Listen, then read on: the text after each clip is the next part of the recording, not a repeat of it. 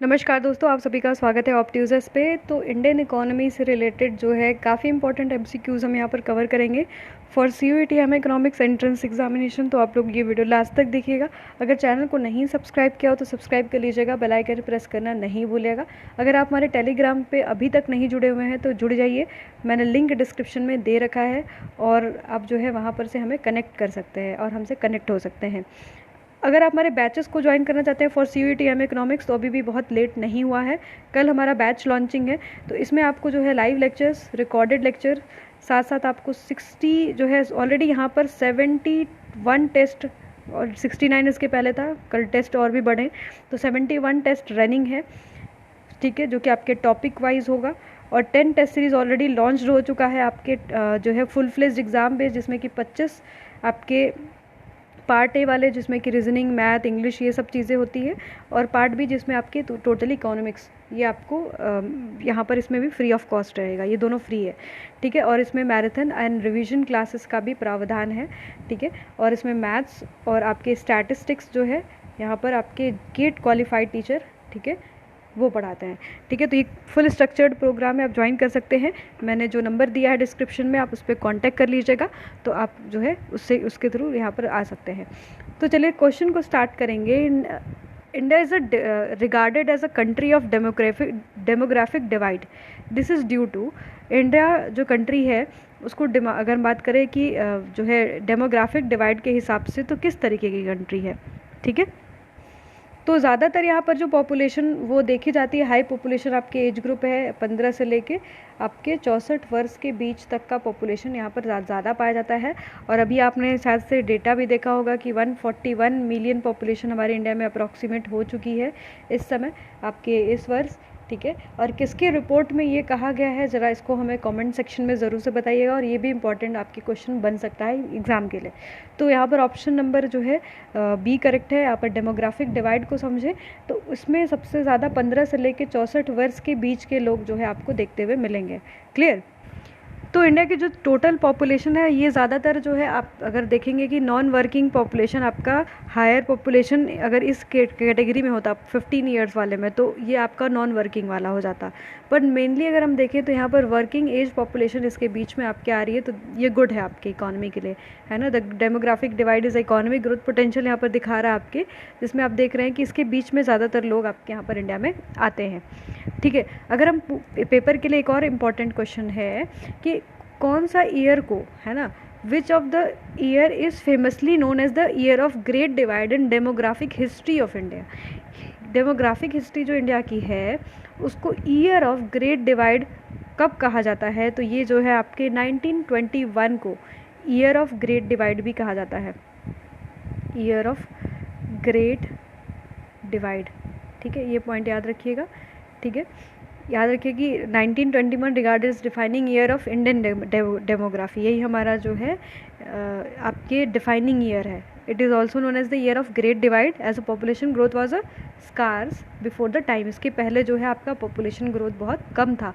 इसके बाद से हम देखते हैं कि कंसिस्टेंसी के साथ इंडिया की पॉपुलेशन बहुत तेज़ी से आपका बढ़ता है, ठीक है। हमने इसके बाद देखा था 1921 से लेके 2031 तक जो पॉपुलेशन इंडिया की है वो 11.1% के आसपास थी। फिर 41 में हम देखते हैं 14% के साथ जनसंख्या बढ़ती है। फिर 51 में हम देखते हैं 13% के साथ बढ़ती है। तो ये जो है ईयर आपका ग्रेट डिवाइड करता है। इसके पहले जो पॉपुलेशन थी इंडिया की वो बहुत कम था। नेक्स्ट क्वेश्चन है which of the following is the most appropriate method to measure the economic growth in India. Economic growth को सबसे अच्छा जो मेज़र करने का तरीका है वो आपका क्या है, जीडीपी जो है ग्रॉस डोमेस्टिक प्रोडक्ट सबसे बेस्ट तरीका होगा, ठीक है। जो है net national product at factor cost, इसको भी हम जो है नेशनल इनकम, इसको हम नेशनल इनकम आपके कहते हैं। ये भी पॉइंट आप याद रखिएगा, आपके एग्जाम के लिए इंपॉर्टेंट है। क्लियर, ठीक है। नेक्स्ट क्वेश्चन देखेंगे, consider the following statement, depreciation of the economy is correctly accounted in GDP, green GDP count the environmental degradation due to economic progress of the country. इसमें से कौन सा ऑप्शन जो है करेक्ट होगा। Depreciation of the economy is correctly counted in the GDP. क्या GDP में depreciation जो आपका होता है वो करेक्टली अकाउंट होता है कि नहीं होता है, ये पूछा हुआ। दूसरा है आपका ग्रीन जीडीपी जो है ये अकाउंट करता है आपके इन्वायरमेंटल डिग्रेडेशन को, जो कि आपकी इकोनॉमिक प्रोग्रेस की वजह से हुआ है। तो इस पॉइंट को समझते हैं, थोड़ा समझ के करते हैं। जो डेप्रिसिएशन बेसिकली होता है वो आपके एनडीपी में जो है करेक्टली अकाउंटेड होता है। अगर हम बात करें एनडीपी प्लस डेप्रिसिएशन जो वियर एंड टीयर आउट होता है आपके कैपिटल का after a period of time, तो वो आपके एनडीपी में अकाउंट होता है। तो ये आपका जीडीपी होता है। तो GDP equals to NDP plus depreciation, है ना, ये होता है, ना कि आपके जीडीपी प्लस डेप्रिसिएशन। तो इस वजह से ऑप्शन नंबर ए गलत है, पर ऑप्शन आपका बी करेक्ट है। ग्रीन जो है जीडीपी अकाउंटिंग एनवायरमेंटल डिग्रेडेशन के रिलेटेड होता है। तो इसी वजह से ऑप्शन नंबर यहाँ पर आपका सिर्फ कौन सा करेक्ट है, ओनली सेकेंड वाला जो है आपका करेक्ट बन जाता है। नेक्स्ट क्वेश्चन देखेंगे। क्वेश्चन है consider the following statement, about 1/3 of the GDP India is contributed in agriculture. क्या 1/3 आपका जो है एग्रीकल्चर का कंट्रीब्यूशन है जीडीपी में, या फिर 60 मोर देन 60%। सेकेंड क्वेश्चन है more than 60% of the country's GDP contributed to the service sector. तो अगर हम बात करें कि सबसे ज़्यादा जो कंट्रीब्यूशन है आपकी जीडीपी में वो किस सेक्टर का है, सर्विस सेक्टर का, तो 1/3 तो कभी नहीं होगा। इसी वजह से ऑप्शन नंबर ए आपका रॉन्ग है। अगर हम बात करें कि सर्विस सेक्टर का कितना कंट्रीब्यूशन है आपके जीडीपी, तो इस समय इसका परसेंटेज है 53.89% के आसपास जो है सर्विस सेक्टर आपके कंट्रीब्यूट कर रहा है किसमें, आपके जीडीपी में। तो ये भी आपका ऑप्शन रॉन्ग हो जाता है। इसी वजह से जो ऑप्शन करेक्ट होगा आपका डी वाला, नाइदर फर्स्ट नाइदर आपका जो है सेकंड। क्लियर। नेक्स्ट देखेंगे, क्वेश्चन नंबर 6 देखेंगे। A country's natural capital include all of the following except. Natural capital में आपके क्या नहीं आएगा, क्या फॉरेस्ट, वाटर, मिनरल्स, रोड। तो यहाँ पर ऑब्वियस सी बात है रोड जो है आपके नेचुरल कैपिटल में नहीं आएगा। ऑप्शन नंबर यहाँ पर जो है सी करेक्ट हो जाएगा। नेक्स्ट है हमारा, what the percentage of total population of the world resides in India in 2011। कितना प्रतिशत जो है आबादी भारत में आपके 2011 के पॉपुलेशन के एस्टीमेट के हिसाब से रिसाइड करती है इंडिया में। तो लगभग 17.5% जो है वर्ल्ड की जो पॉपुलेशन है उसमें आपका इंडिया का परसेंटेज कितना है, 17.5%। क्लियर। नेक्स्ट पॉइंट ये याद रखिएगा। और जो अभी हमने देखा कि आपके जो पॉपुलेशन बताया गया 142.86 करोड़, ये आपकी किसने बताया था, United nation population fund data के हिसाब से यहाँ पर आपके बताया गया है। Most populated country in the world, पूरे विश्व में सबसे ज़्यादा जो पॉपुलेशन है वो इस समय किसकी है, आपके इंडिया की है। ठीक है, ये किसका डेटा है, याद रखिएगा, ये डेटा है आपके United nation population fund data का। ठीक है, बहुत इंपॉर्टेंट पॉइंट है। तो नेक्स्ट क्वेश्चन है, आपको यहाँ पर मैच करवाना है आपके टाइम पीरियड से, और कोड यहाँ पर गिवन है। ठीक है, ये अलग अलग है। इसमें दिया है 1891 टू जो है 1921 पॉपुलेशन का कंडीशन क्या था, तो मैंने अभी जस्ट बताया था कि स्टैगनेंट था। ऑप्शन नंबर सेकंड करेक्ट है। इसमें मैच करेगा ये कि यहाँ पर आपकी पॉपुलेशन स्टैगनेंट रहती है, मतलब बहुत ज़्यादा तेज़ी से नहीं बढ़ती है। अगर हम बात करें 1921 से लेके 51 तक का पॉपुलेशन ग्रोथ किस तरीके का होता है, यहाँ पर स्टीडी ग्रोथ होता है आपके पॉपुलेशन का। ठीक है, अगर हम बात करें 1951 से लेके यहाँ पर आपके 1981 तक, तो इसमें पॉपुलेशन आपका रैपिड ग्रो करता है। 1981 जो है आपके 1981 टू 2011 के आसपास हमारी पॉपुलेशन हाई ग्रोथ, याद रखिएगा, बहुत ज़्यादा तेज़ी से ग्रो करती है यहाँ पर। तो इसी वजह से ऑप्शन नंबर आपका, और ईयर ऑफ ग्रेट डिवाइड मैंने बताया ना 21 से है, उसके पहले पॉपुलेशन बहुत तेज़ी से ग्रो नहीं करती। तो इसी वजह से ऑप्शन नंबर यहाँ पर बी करेक्ट है। नेक्स्ट क्वेश्चन है, which of the following sector is a major contribution towards GDP gross domestic saving in recent times. किसमें सेविंग ज़्यादा हुआ है, यहाँ पर सेविंग पूछ रहा है। सेविंग इज लीकेज ना, सेविंग आपका लीकेज है, तो हाउस होल्ड सेक्टर में सबसे ज़्यादा जो है आपके सेविंग हुआ है। देखिए यहाँ पर जीडीएस पूछ रहा है। ठीक है, तो ऑप्शन नंबर यहाँ पर डी करेक्ट है। क्लियर। आप हमारे CUET एम इकोनॉमिक्स के मॉक टेस्ट को ज्वाइन कर सकते हैं। ऑलरेडी यहाँ पर 75 टेस्ट पोस्ट कर दिया गया है, रनिंग है, बहुत सारे लोग ऑलरेडी इनरोल हो चुके हैं।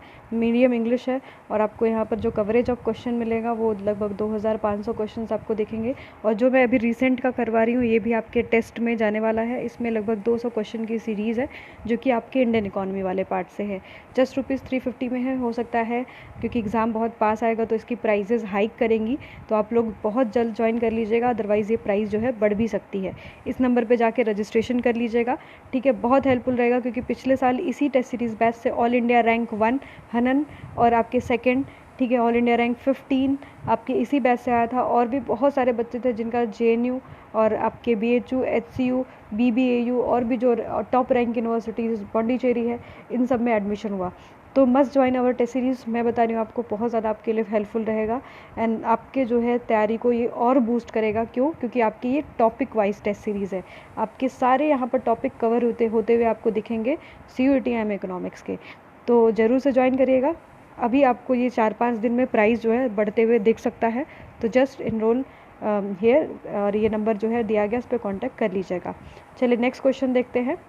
तो नेक्स्ट क्वेश्चन है, which of the following use to measure the distribution of income, Laffer curve, Engel curve, Gini coefficient, Phillips curve.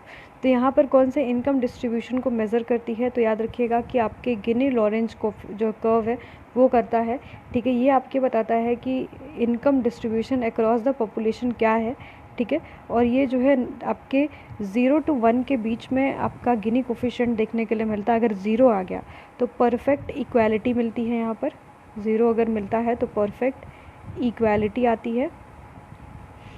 अगर आपका 1 मिलता है तो दैट इज़ परफेक्ट इनइक्वालिटी, ठीक है, परफेक्ट इन इक्वालिटी आपको देखने के लिए मिलती है इस केस में, ठीक है। गिनी कोफिशिएंट को गिनी रेशियो भी कहा जाता है। ये आपका नॉर्मलाइज गिनी इंडेक्स है, is to measure the statistical dispersion intended to represent the income and wealth distribution of nation. कितना आपके देश में वेल्थ डिस्ट्रीब्यूशन है वो बताता है। ये एक इटालियन स्टैटिशियन थे, सोशियोलॉजिस्ट थे, कोराडो गिनी, जिन्होंने ये कोफिशिएंट को पब्लिश किया था आपके 1912 में, ठीक है, ओके। और Gini coefficient of 0 expression perfect equality को बताता है, अभी मैंने बताया था आपको। एंड परफेक्ट इनइक्वालिटी को आपका क्या बताता है? 1 रिप्रेजेंट करता है। वेरी इंपॉर्टेंट, बहुत ज़्यादा इंपॉर्टेंट आपका ये क्वेश्चन है, क्लियर। और फार्मूला के बेसिस पे अगर हम देखें तो ये अगर हम इसको ड्रॉ करें, ठीक है, तो ये जो पोर्शन आपका A और B है ना, ये आपकी जो लाइन है बीच में, ये परफेक्ट इक्वालिटी लाइन है, ठीक है। परसेंटेज ऑफ पॉपुलेशन दिखाता है, कितना परसेंटेज पॉपुलेशन का आपके इस एक्सिस पे, एंड परसेंटेज ऑफ इनकम को हम इस एक्सिस पे देखते हैं, ठीक है, ओके। अब हम बात करेंगे गिनी की, तो इसका फॉर्मूला होता है आपका A/A+B, ठीक है, ओके। ये चीज़ याद रखिएगा। और ये जो कर्व है, ये आपका कौन सा कर्व है? लॉरेंज कर्व है ना। यहाँ पर आपका ये क्या हो जाता है?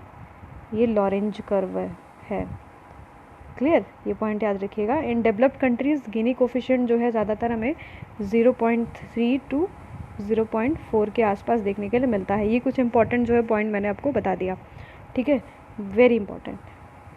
और कभी कभी क्योंकि ये जो कुछ कर्व्स है बहुत इंपॉर्टेंट है, जैसे अभी आपने गिनी को देखा, इसी तरीके से लेफर कर्व भी होता है।